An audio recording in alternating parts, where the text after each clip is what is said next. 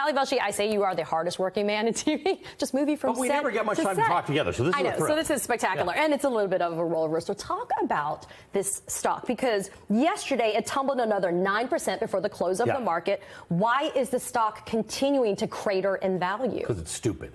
Barry Diller, it's important you ran that, because Barry Diller owns almost all these internet brands and consumer brands that you use, all the travel companies, all that kind of stuff. So he knows about things that are overwrought. But a stock price is meant to be a reflection of what the company earned last year or what it is projected to earn next year if it's very different. It's a calculation, right? So you always know what a stock should cost. Now, you might pay up for something because you think there's more potential there. Perfect example, Jeff Bezos and Amazon, right? Sure. For years, Amazon didn't make money, lost money, but people knew there was something there. There was a goal because it was best in class.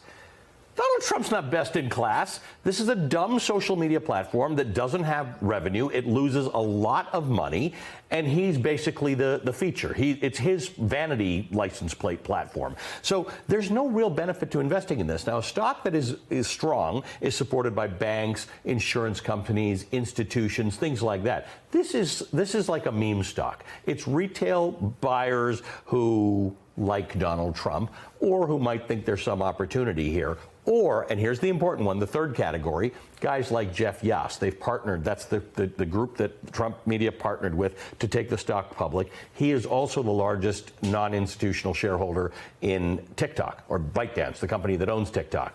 Donald Trump was anti-TikTok for a while, then the two guys met at some event, and now Donald Trump's pro-TikTok. So there's that. Could it be, I get influenced by investing in your company? So neither of them make sense, right? So either you're really rich and you're investing in Trump Social because you're going to curry favor with Donald Trump, or you're just not very good at this and you should get out of the market.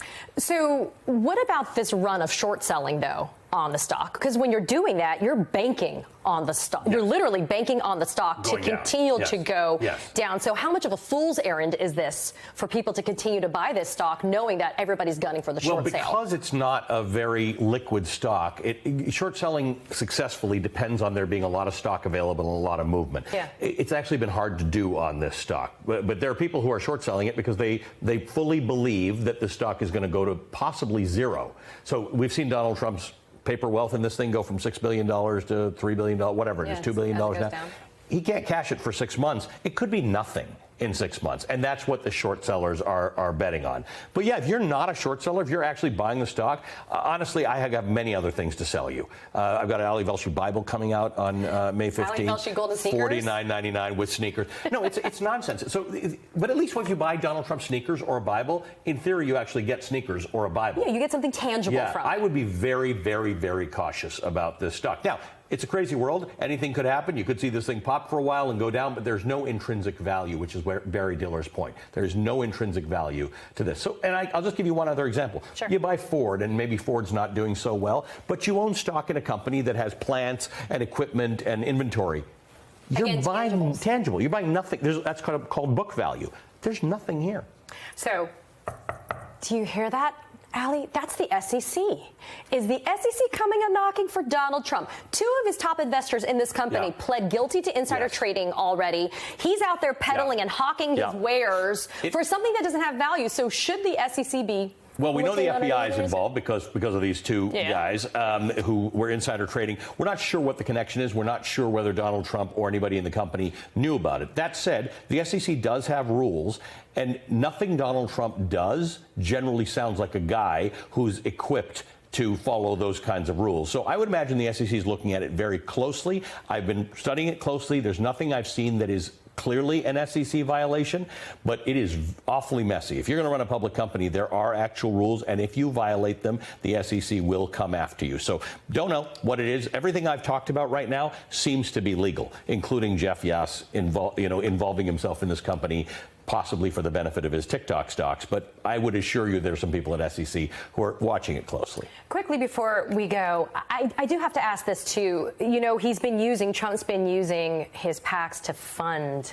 his legal fees. But this could mean independent money of those PACs for Donald Trump. But if it's locked up for 6 months, the timing of that's really interesting because that could be literally on the eve of the November election. Could be, and that's true. Is that too much, too late, maybe, as a value? I actually don't know that it'll be worth anything in 6 months. That's the bigger issue. By the time he is free to sell his stock, I don't think these meme stocks have a lifetime to themselves, and they're usually a few months. We'll see what happens. Book me again, and we'll talk about where that stock is. I'm going to book you for 6 months from now. Well, but I'm not putting my spare cash into this. You're not going to put it on the Ali Velshi Bible? Swear on that. I swear on the Ali Velshi Bible. I swear on the Ali Velshi Bible. I'm buying it for $49.99. Yeah. I get the friends and family discount. Of course you do. $39.99 for you. Ali Velshi, I can't even. Ali Velshi, my friend. Nice to see you. Truly the hardest working man in TV. Thank you for being here, my friend.